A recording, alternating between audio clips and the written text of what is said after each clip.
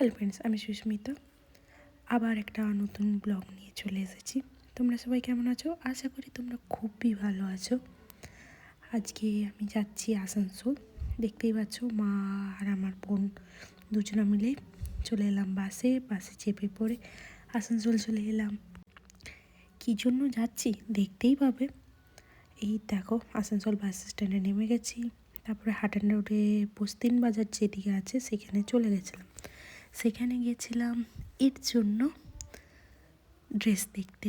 কি কারণে আগের ব্লগে তোমরা জানতে পারবে। ব্লগ তোমরা ফলো করো, অবশ্যই জানতে পারবে কি কারণে ওর জন্য নতুন ড্রেস নিলাম। দেখতেই পাচ্ছ কোন ড্রেসটা ভালো লাগছে জানাও। আর তারপর ওখানে দেখো সরস্বতী ঠাকুর তৈরি হচ্ছিলো, ওখানের একটু ছোট্ট করে ভিডিও নিয়ে নিয়েছিলাম। আর কোনটা আমি নিয়েছি বলো তো সবাই কমেন্ট করে। আর তারপরে আবার একটা কাজ ছিল আসানসোলে, দেখতে পাচ্ছ পুস্তকালয়ে কত ভিড়।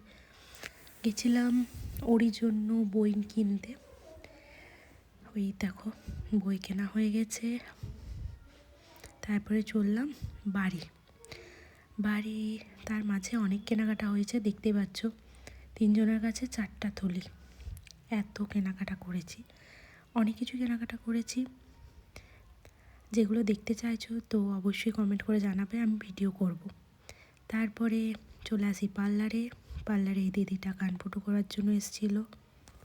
এই দিদিটা আমার কানফোটো দেখে কানফোটো করার সাহস পেয়েছে, সেই জন্য আবার এসছে কানফোটো করার জন্য। গোটা দিন তো পার্লারে ছিলাম না, এসে পরে দেখি এই দিদিটা এসছে। বলেই ছিল আসবো, ফোন করেছিল। আর আমার ভিডিও কীরকম লাগছে অবশ্যই কমেন্ট করে জানাও। ফুল ভিডিও দেখার জন্য অসংখ্য ধন্যবাদ।